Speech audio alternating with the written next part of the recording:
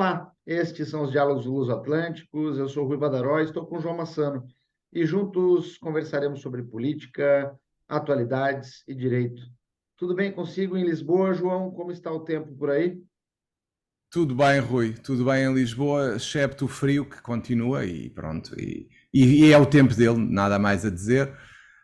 Agora estamos a habituar-nos, andamos aqui a queixar-nos, mas sem grandes razões de queixa, acho eu, só temos é que nos habituar a este frio E que tem aproveitando o vindo. frio, João, sobre o que conversaremos hoje? Aliás, vou adiantar, vamos conversar sobre, dentre outros assuntos, ética.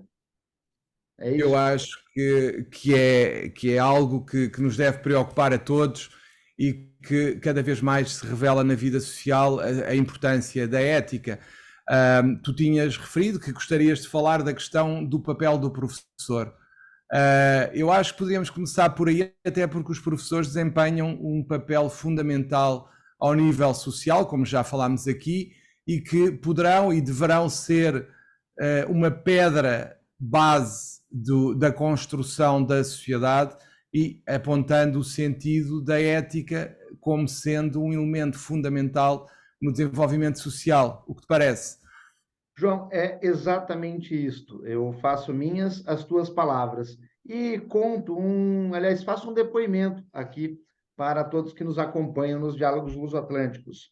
Há mais de 5 anos atrás, em uma escola brasileira do ensino médio, eu proferi uma palestra sobre as profissões, comentando sobre a importância da advocacia para a sociedade e onde esta profissão se inscreve na sociedade, como mecanismo de colaborar para a vida. E nessa perspectiva, creio eu, toquei o coração e a alma de ao menos um estudante. E passados os anos, esse jovem ele acabou por desaguar no meu escritório. E aqui os pais dele acabaram comentando comigo o seguinte, que no dia que eu concluí a palestra, ele voltou para casa e disse aos pais que não faria medicina, que faria o curso de direito. E justamente com essa mudança de escolha, João, chamou-me bastante atenção anos depois que este menino formado, hoje já advogado, viesse iniciar a sua senda na advocacia em meu escritório. E feito esse depoimento, o que me chama a atenção é a responsabilidade dupla.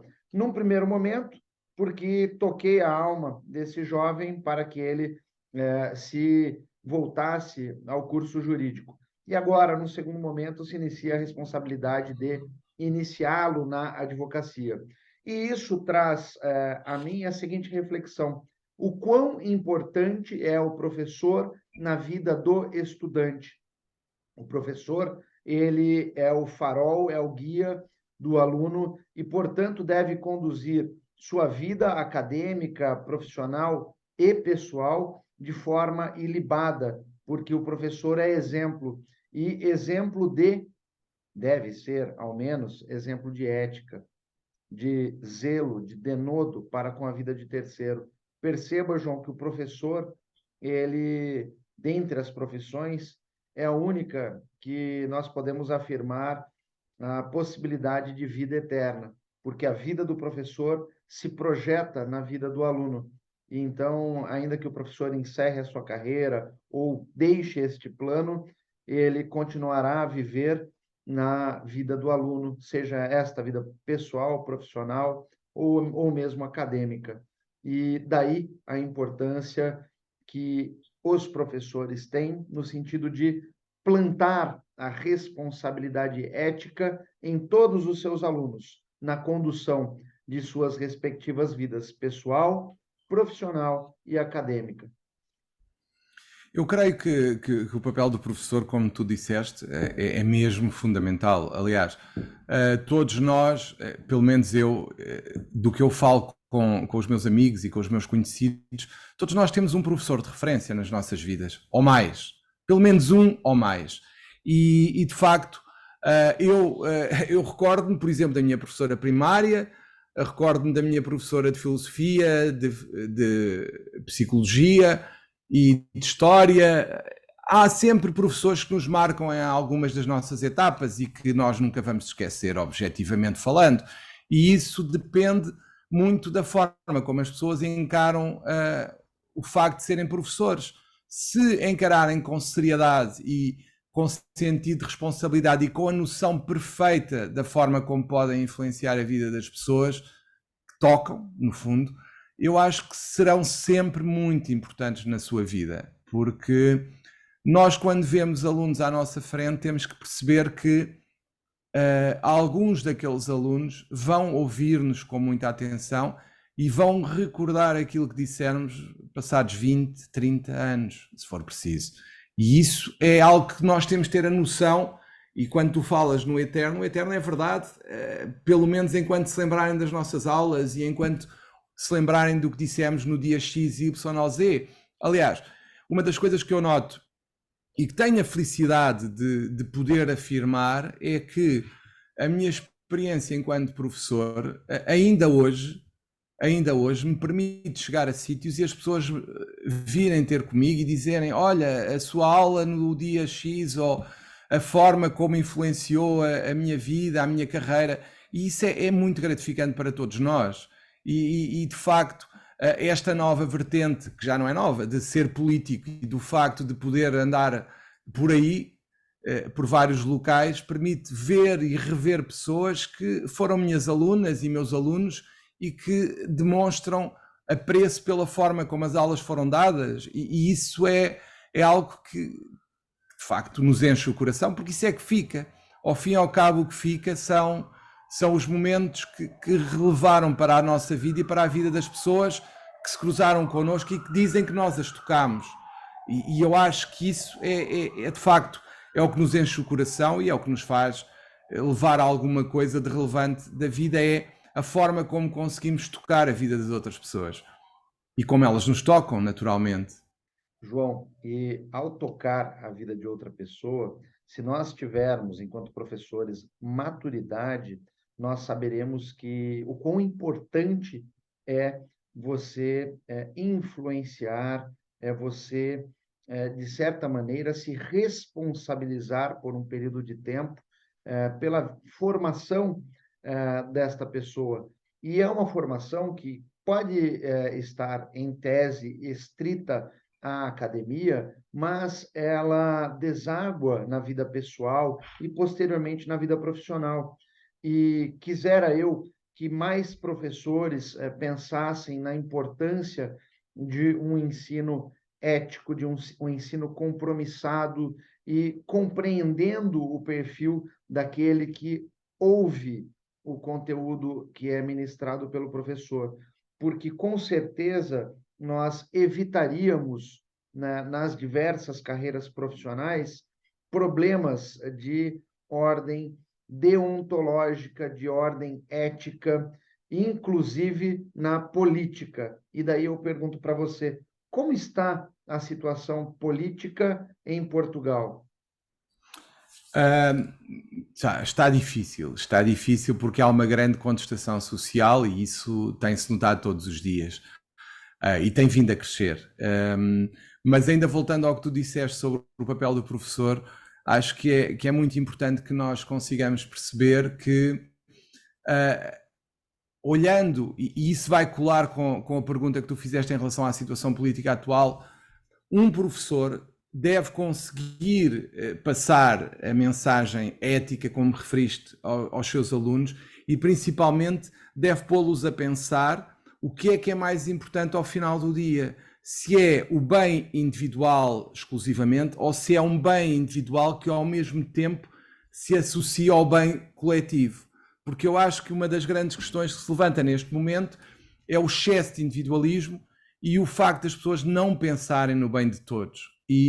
Nem os que estão em funções públicas. E esse é o maior problema que nós atravessamos neste momento, quanto a mim, que não é tanta contestação social que existe em Portugal, mas mais o facto dessa contestação social e essa contestação social nascer do facto de as pessoas não compreenderem que quando estão em funções públicas, estão-no porque têm que prosseguir um interesse público e porque foram colocadas por alguém naquele local.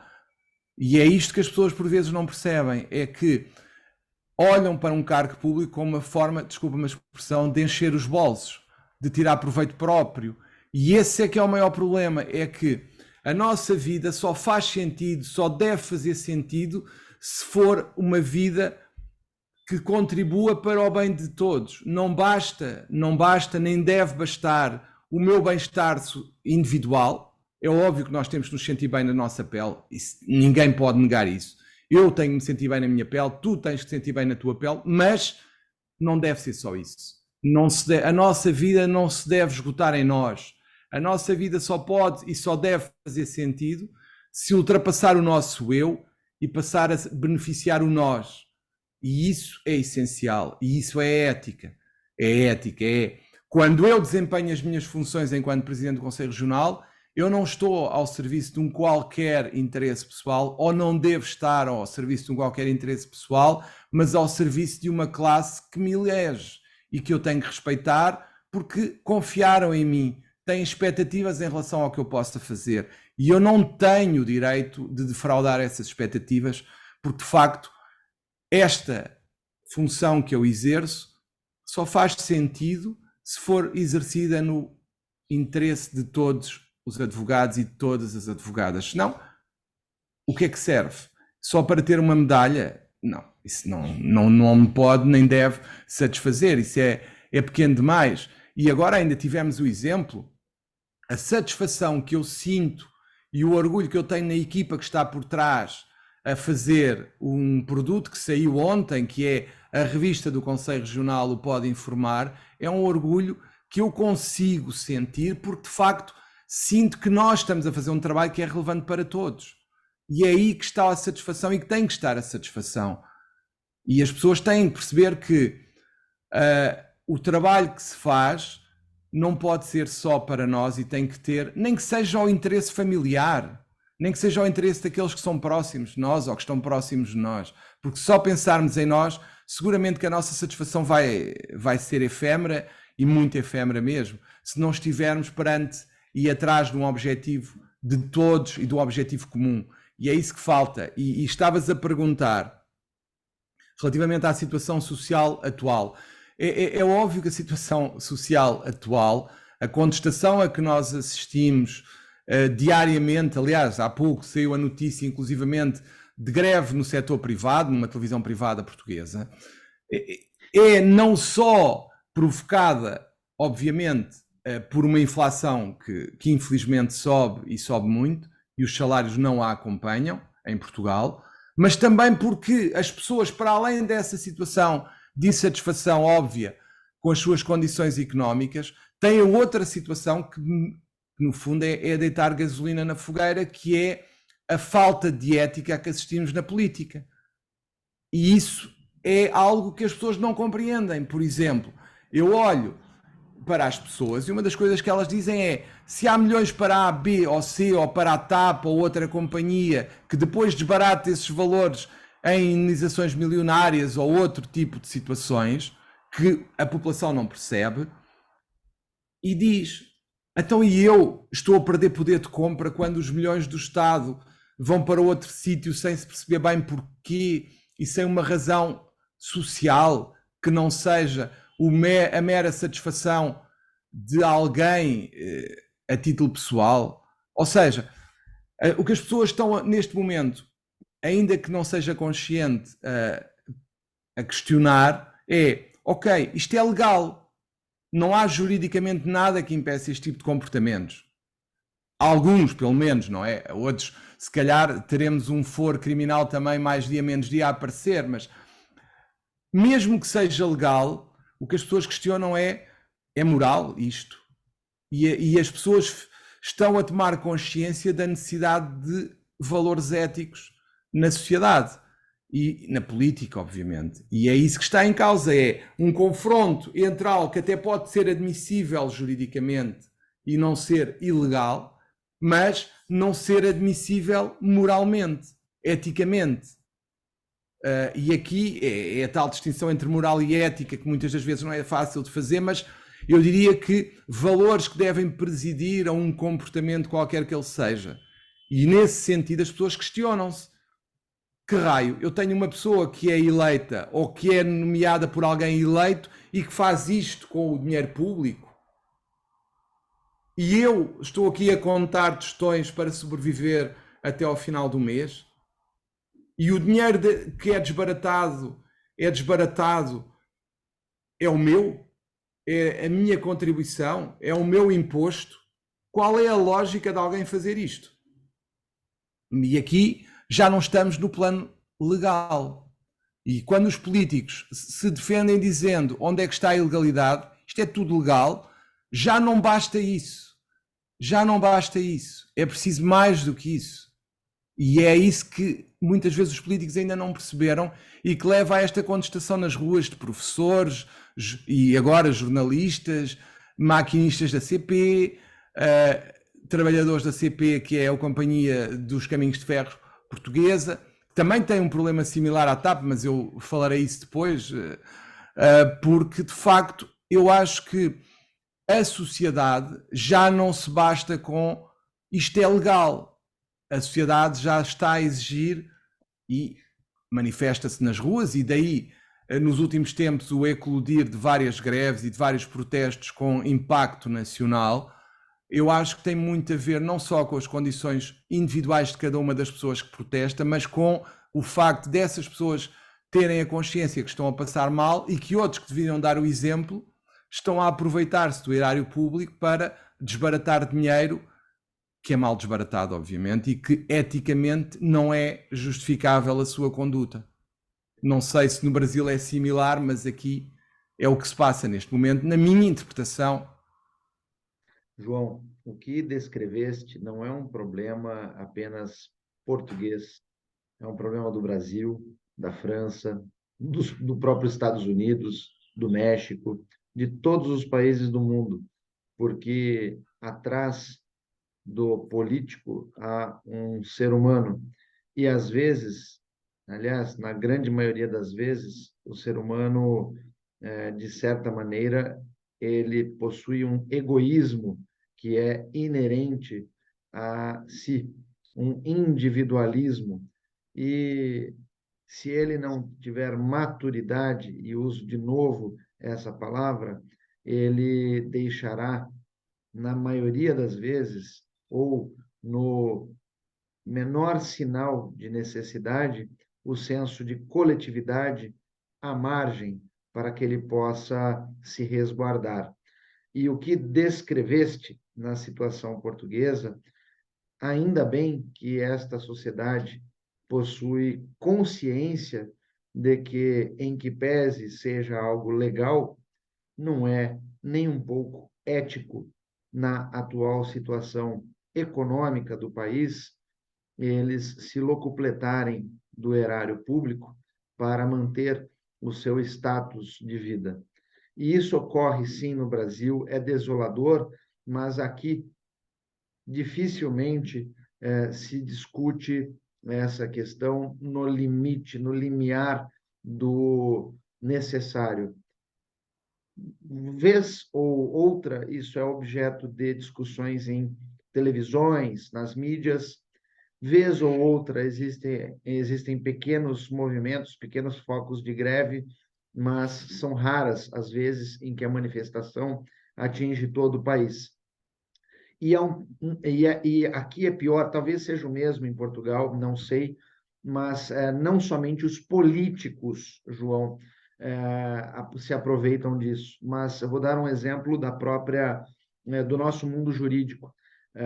Aqui no Brasil, é a magistratura, por meio de sua lei orgânica, que propõe os seus próprios aumentos salariais e encaminha para o Congresso, que, via de regra, aprova esses aumentos.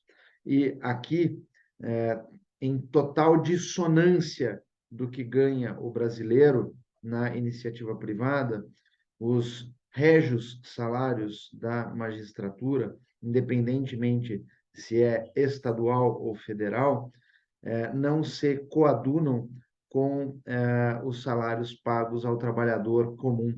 Eles vivem em um feudo, em um reino, em um mundo que está descurado da realidade do resto do país, infelizmente. E para concluir, eu só queria salientar outro ponto, que também entronca numa questão de ética, nem que seja social, enquanto grupo, que já falámos a propósito da TAP e da questão da TAP ser uma companhia de bandeira e tudo mais, que é a questão da eventual privatização da CP. A CP também tem justificado largo investimento público, a troco a coberto de uma necessidade de termos um transporte ferroviário eficaz e que ligasse as populações e garantisse o transporte das populações, mesmo em linhas onde o valor comercial fosse baixo e que dessem inclusivamente prejuízo, no sentido de garantir a mobilidade da população a nível nacional. E a ferrovia era encarada como um desígnio nacional, já de há longos anos, como sabes, há séculos. A questão que se levanta hoje em dia é, perante esta privatização, depois de um largo investimento público e reconhecendo o interesse público na existência de algumas linhas que permitem a ligação entre pontos do país com menos transportes e menos acessibilidades, a questão que se coloca é, por um lado, se faz sentido a privatização de um transporte desse género, porque muitas das vezes ele tem que ser a expressão, até mais do que a TAP, a expressão de uma orientação política, na medida em que eu quero que esta população, por exemplo, tenha transporte para ir trabalhar, ou para ir para a escola, ou outro sítio qualquer, ou acesso a serviços básicos, como médicos, etc. Ou eu posso privatizá-la e ceder a interesses comerciais um transporte que deve ou deveria ser encarado como uma prioridade na mobilidade nacional. Primeiro ponto. Segundo ponto, em caso de privatização, faz sentido que a privatização ocorra para uma empresa que, por exemplo, tem autocarros, que são concorrentes diretos da ferrovia? É que isto levanta várias questões.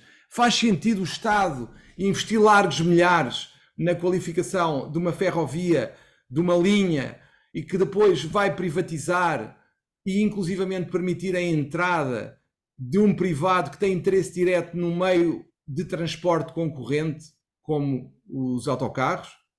Isto faz algum sentido? Isto é assim? Vamos abandonar então a ferrovia como meio de ligação entre pontos dentro de um território? Parece que é só privatizar, mas não é só privatizar. Então, mais do que na TAP, a CP é uma ferrovia, é um transporte essencial para muitas populações. Será que vamos ceder esse transporte ao interesse privado puro? Esta é a questão. E é uma questão bastante delicada, João, bastante delicada, porque você mexe num assunto que é um vespeiro, qual seja a política de Estado no que concerne deslocamento, circulação de pessoas.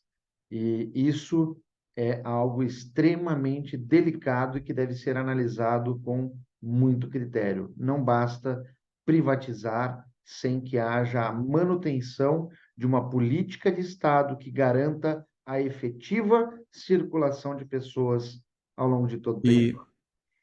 E deixa-me só acrescentar um ponto que tu não conheces em Portugal e nem tens de conhecer, obviamente, que é aqui a área metropolitana de Lisboa, por exemplo, em matéria de autocarros e de transporte por autocarro, houve uma concessão a privados na área metropolitana de Lisboa e agora o que se viu foi, de repente, nós temos a Carris em todo o lado na área metropolitana de Lisboa. Porquê? Porque se entendeu que era a Carris que teria que assegurar a mobilidade. Sentiu-se a necessidade de voltar tudo aliás, a Carris alargar a sua influência à área metropolitana de Lisboa, a grande parte dela, e acabou-se com as concessões privadas isoladas que havia nos vários sítios. Ou seja, houve um reconhecimento que tinha que haver um interesse público por detrás deste tipo de transporte. E agora, na CP, vamos privatizar. Portanto, não sei, acho que... Pronto, se calhar agora Quando privatizarmos, depois vamos chegar à conclusão que voltamos a ter que nacionalizar porque os interesses privados sobrepõem aos públicos e estamos a prejudicar populações inteiras que não têm transporte para chegar a determinado local. Não sei. Se calhar é isso. Andamos aqui. Eis o Busilis, eis o Busilis. Creio que hoje encerramos os nossos diálogos luso-atlânticos e convido vocês para que no próximo dia 17 de fevereiro nos acompanhem para que possam sorver do conhecimento do juiz conselheiro do Supremo Tribunal de Justiça de Portugal,